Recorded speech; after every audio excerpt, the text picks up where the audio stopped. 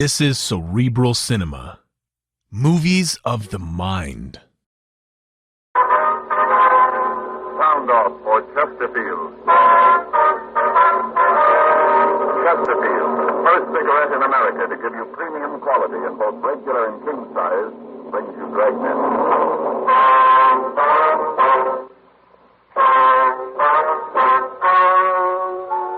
Ladies and gentlemen, the story you are about to hear is true. The names have been changed to protect the innocent.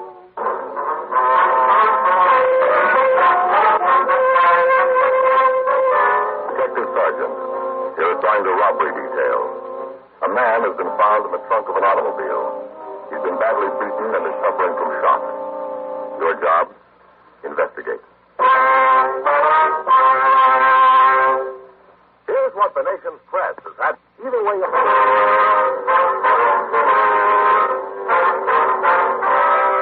Dragnet, the documented drama of an actual crime.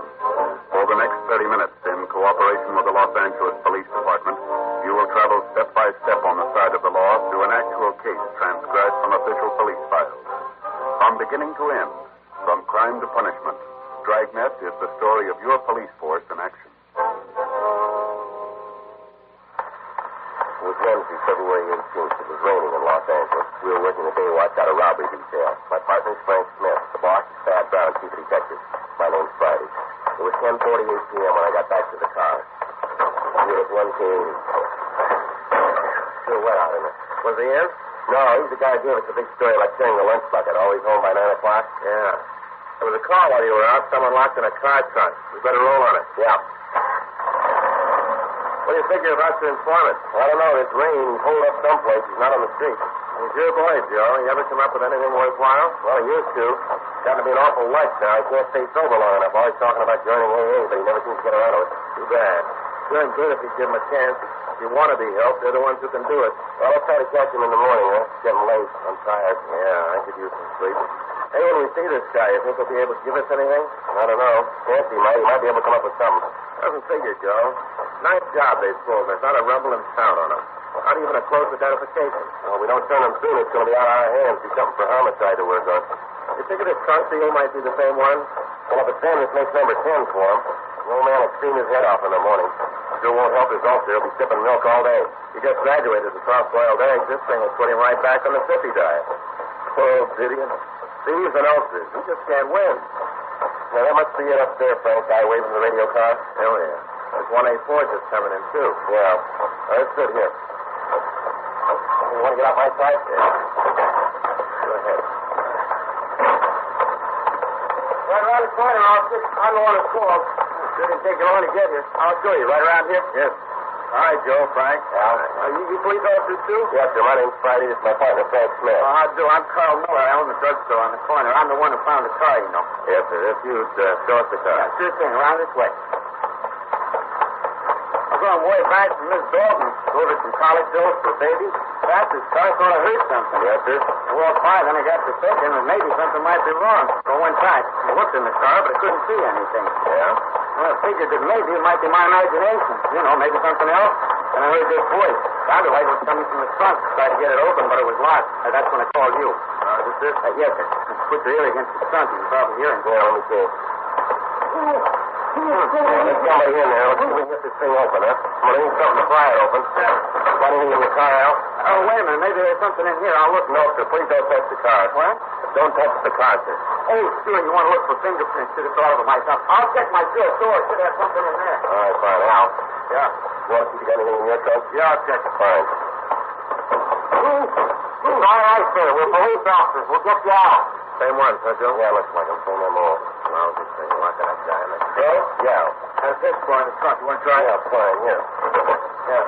Let me help you. Come on, try it. Yeah, all right. Here. I think I got it. Yeah. Here. That's good. Here. Oh, let's get it open. Give me a hand. Yeah, I'll help you around. It's all right, sir.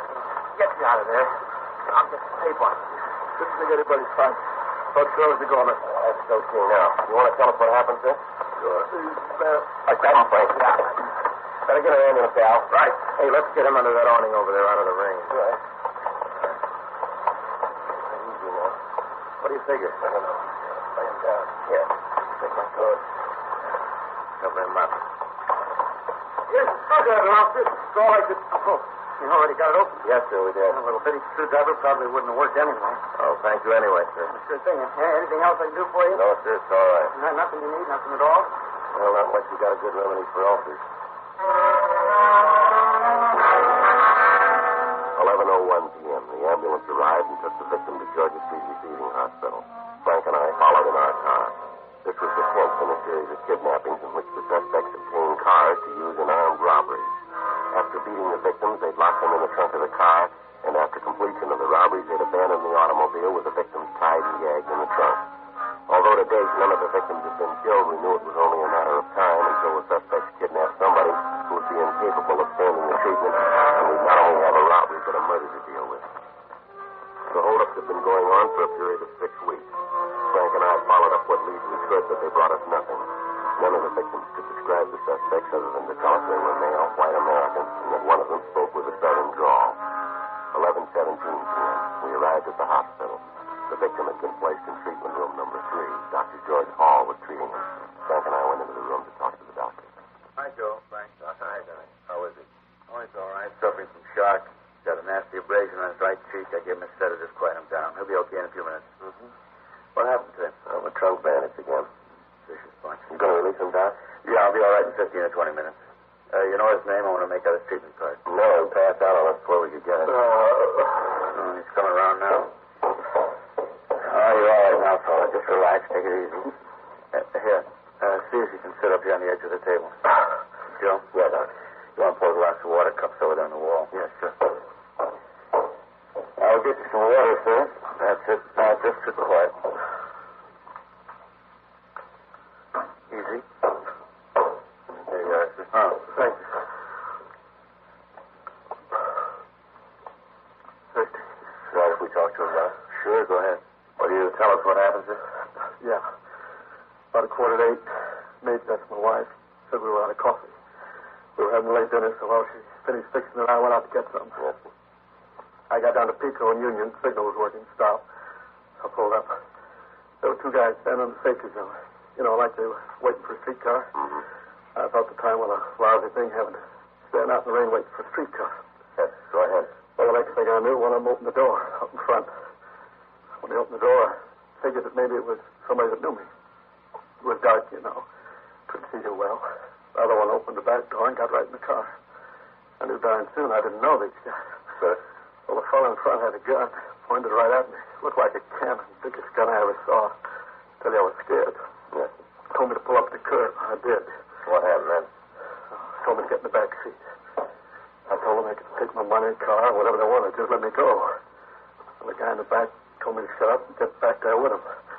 I asked him again to let go. Told him that I wouldn't say anything. Said if they'd just let me go, I wouldn't tell anyone. I was scared, you know. Yes, sir, we understand. The guy in the front got a real wild look in his eye. Looked like he was crazy. I tried to get out of the car. He hit me. Side of the head with that gun. Then they grabbed me, threw me in the back seat, hauled me right over the front. Just dumped me on the floor in the back. What'd you do then? Oh, nothing. I just laid there. Figured that maybe they'd think I was out cold and leave me alone. Then what happened? Well, the guy in the back took a roll of adhesive tape out of his pocket, wrapped around my wrists and ankles. Well, what'd they do then, sir? Well, they still thought I was knocked out. The guy in the front said, get me out of the car. Big fellow opened the door, lifted me out, picked me up like a sack of potatoes. The guy with the gun ran around, opened the trunk, and they threw me in. One of my legs was over the bumper, and the big guy grabbed it and twisted it so it fit in the trunk. Almost died, but I didn't dare let him know it wasn't out. Mm-hmm. And after that? But he locked the car and drove away. Must have drove for a while, and they stopped. Mm-hmm. You got any idea how long they drove, sir? How far? I couldn't see anything. Couldn't hear much. Just a little mumbling. I know they stopped the gas station, though. Well, how's that, sir? Well, right after we stopped, I heard one of them yell at somebody. I couldn't tell what he was yelling. Then a little while, I heard somebody come back, take the gas cap off of the tank. Then I heard the gas go in the tank, right in front of the trunk. That's it. Well, after the guy put the cap back on the tank, I heard one of the guys say something about stick-up. Well, why you were stopped? Did you try to let the gas station attendant know that you were in the trunk? Oh, sure. kick the trunk, but the way they twisted my leg, putting me in, I couldn't move. They gagged me, too. Put a big piece of adhesive tape over my mouth. So I tried to let the guy know. I just couldn't do it. You said that you heard one of the men say, this is a stick-up. Yeah. Those were the words you used, too. This is a stick-up. Why don't you go ahead, sir? Well, there was some quiet talking after that. I couldn't tell what was going on, and they drove away again. You have no idea where this gas station was? No. I'm sorry, but I was being bounced around that trunk. My head hurt where they hit me. I know they turned some corners, but I couldn't even guess where the station might be. All right, sir. What happened then? Same thing. They'd drive for a while and they'd stop. They'd get out of the car, then come back. We'd start to drive again. So finally they parked. I waited for them to come back. They didn't. I tried to get the gag off my mouth so I could yell for help. Rubbed my face against the spare tire and got loose. Then I yelled, kicked my feet against the trunk. I just about given up when you found me. Not sure I was through. It was getting hard to breathe in there. Mm-hmm. I can imagine. No, you can't. Until you've been locked in the trunk. Nobody can imagine that. Terrible. Just terrible. Say, have you called me? That's my wife. Have you called her? No, sir, we haven't. Oh, she'll be hopping mad. What time is it? It's 11:45. Almost 4 hours to get a pile of coffee. She'll be raising the roof. Would you call her? Tell her where I am? Yes, sir, I'll call her. Want to give me the number? Madison 34656. Uh-huh. Tell her you're calling for Henry. Explain what happened. All right, sir, right away. Officer. Yeah? Be sure to tell her you're a policeman. She'll believe you. Yes, sir. I have a couple of questions, sir. I have to fill out this card. Sure. I hate to ask. Could I have another cup of water? I'll get it. What do you want to know? Your full name. Henry J. Hilldale. Hilldale? Uh-huh, I have that. All right, sir, here's your water. Thank you. I don't know why I'm so thirsty. Dust in the trunk, I guess. Got my throat. Yes, sir. Now, what's your address, Mr. Hilldale? 920 North Lebanon Avenue. Phone number is Madison 34656. 4656. How old? 48. Be 49 this October. All right, Mr. Hilldale. You have a way to get home. We'll run him home, Doc. Well, what about my car? Can't I take it? Well, we're going to have to process it for fingerprints, sir. We can release it to you in the morning. You called me? Yes, sir. I just talked to her. Was she sore? Well, she was a little upset. Worried about you. But you told her about what happened. Yes, sir. Everything's all right now. That's good. Mr. Hilldale. Yes, Doctor. You can leave now. I suggest you see your own doctor in the morning just to check up. Oh, all right. Well, thanks a lot for your trouble. Sure appreciate it. That's okay. No, it's this way. The elevator's down here. Oh, yeah. I'll get the button. Same story, huh, Joe? Yeah. One big trouble. What's that? We're hearing it too often. 12:18 p.m. We left Georgia Street Receiving Hospital and drove Mr. Hilldale back to his home. On the way, we asked him for a description, but he was only able to give us a very meager one. We did get enough information from him for our crime report. He told us he'd come in the next day to look through the mug books. We checked into the city hall, got a DI number, and filled out the crime report. We booked the adhesive tape as evidence. The information on the robberies the suspect had pulled that night had come into the office. There had been 3 of them, and among them was a service station Mr. Hilldale had told us about. At 1:46 a.m., Frank and I signed out of the office and went home to get some sleep. 7:58 a.m. We talked with Captain Didion. Here's the description we got from the service station, Lieutenant. Want to look at it? Yeah, thanks. Same guy. Frank? Yes, Skipper. Want to hand me that milk? Yeah. Here you are. Stomach straight and king.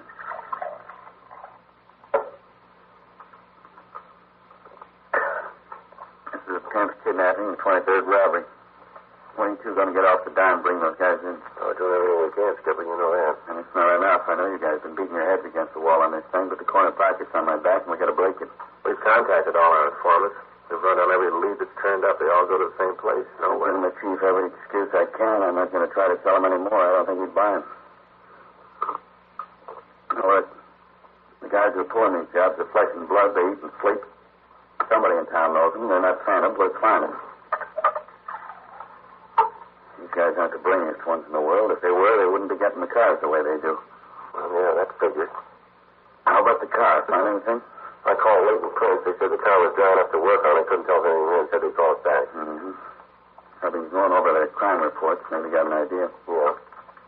The way it looks, they picked up the cars in one area, pulled the jobs in the same area. Could be that they live in that area. Makes sense.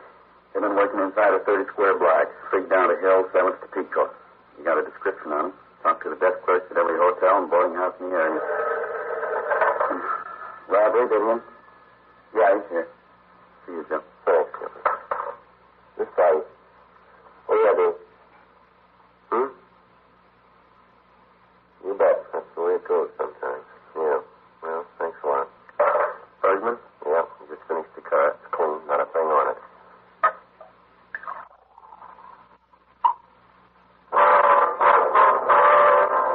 9:30 a.m. Mr. Hildale got to the city hall, and I took him into the mug room to look at the books. Frank got in touch with Schultz from the police printing lab. We gave him the description of the suspects and their M.O., and the fact that one of them spoke with a southern accent. We asked him to run off 500 flyers for distribution in the area that we were going to canvass. 12:15 p.m. Sorry, Sergeant. Didn't recognize any of them. Well, that's all right, sir. I understand. Don't think his picture was there. I'd feel awful if I saw it and didn't recognize it, but I'm pretty sure you just don't have a picture of the man. Yes, sir. Well, maybe you'd like to rest a little bit before you look at any more. Yeah, if I can. Get a little confused looking at so many. After a while, they all begin to look alike. Yes, sir. Joe? Yeah. See you later? Sure thing. Excuse me, Mr. Hildale. Of course.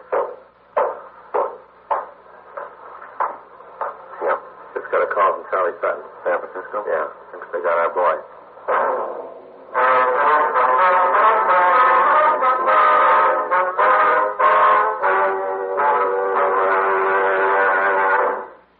You are listening to Dragnet, the authentic story of your police force in action.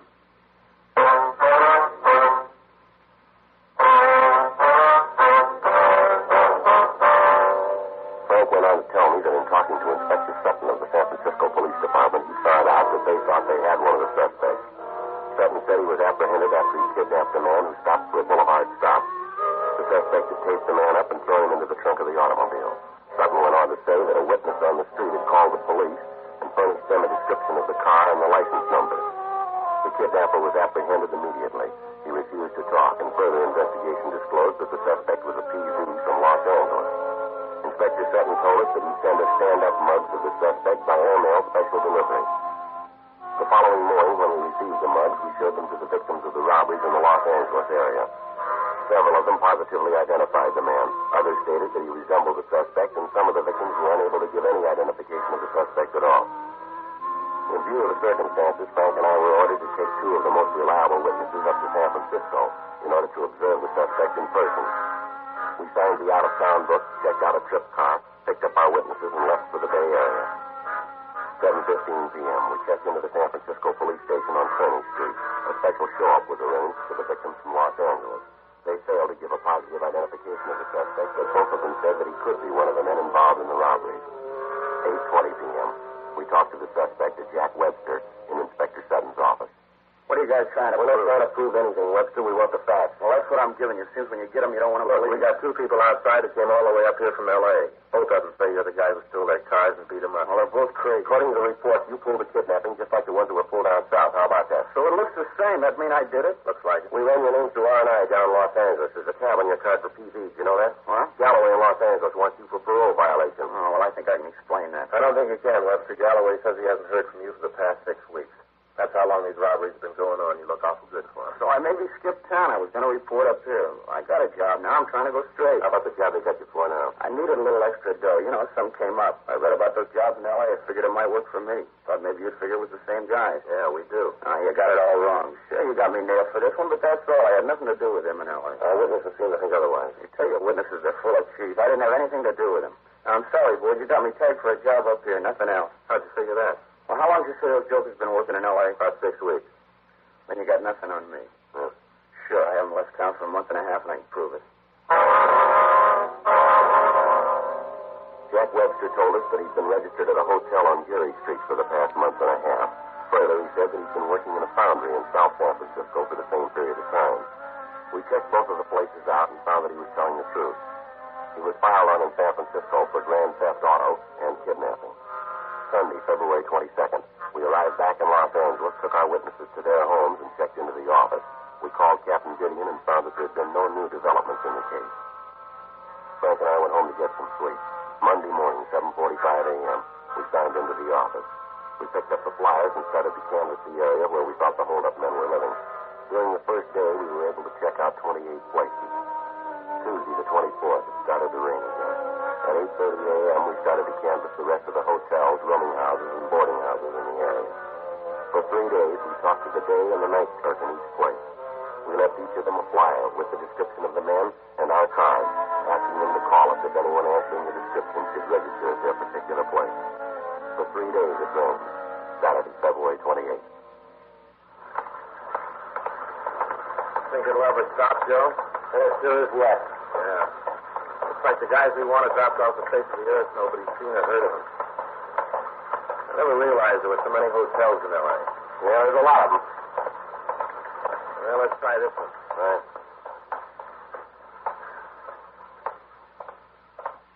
Yes, something you want? We're police officers, sir. Here's our ID. What's that? Police officers. Oh, police. That's right, sir. Yeah, police. Well, what do you want? We'd like to know if you've got anyone here who answers these descriptions. Like this, huh? Yes, sir. Well, it's kind of hard to say. If you had a picture of them, it might help. I'm sorry, sir. We don't have a picture, just that description. Yeah, it could be the fellas at 4-8. They sure fit what it says here. Yeah, I bet it's them. I knew we should have called you fellas about.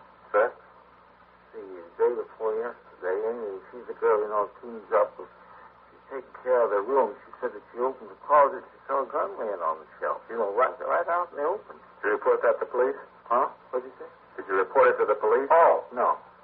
No, I didn't. You see, I figured that, live and let live. As long as it didn't cause me any trouble. I wasn't about to call us any. Amy and me talked about whether we should let you know, but then we decided against it. I didn't see none. We should have. Why don't you tell us when you saw them last, sir? Oh, well, a couple of hours ago. They registered here? Yeah, and it's Dragnet Big Brain. They're up in room 4-8. Ain't there now, though. Let's see. There's a key here. Well, I'll be darned if he ain't there. Well, I guess you're upset. I must have given the key and didn't remember it. That's room 408, you said? What'd you say? I say that's room 408. Oh, yeah, that's right. 4-8, 4-4. They're up there now. Thank you, sir. Yeah. Hey, what are you wanted for? Are they dangerous criminals? Well, we don't know, sir. Well, be careful. We wouldn't want anything to happen. Yes, sir. Here, I'll get the button. All right. What do you figure, Joe? I don't know. Hope there are boys. Some elevator. Yeah. Listen to that.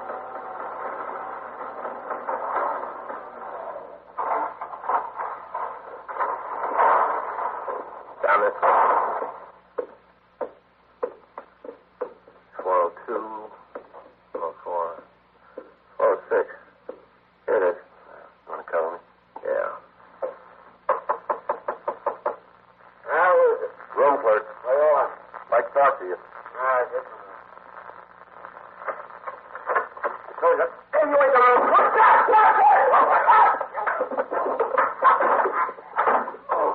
All right, mister, on your feet. Come on.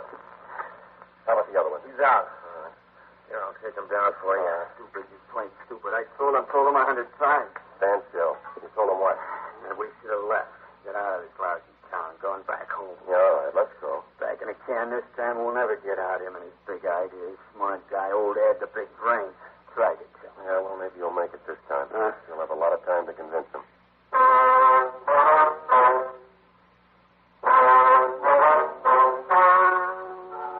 The story you have just heard was true. The names were changed to protect the innocent. On 17th, trial was held in Superior Court, Department 87, City and County of Los Angeles, State of California. In a moment, the results of that trial.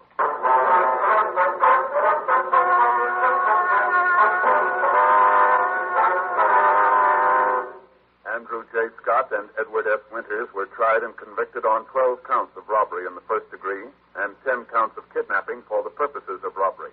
They are now serving their terms in the state penitentiary. A hold has been placed on them in the event of parole by the state of Arkansas. First-degree robbery is punishable by imprisonment in the state penitentiary for from 5 years to life for each count. In the case of Scott and Winters, these sentences are to run consecutively.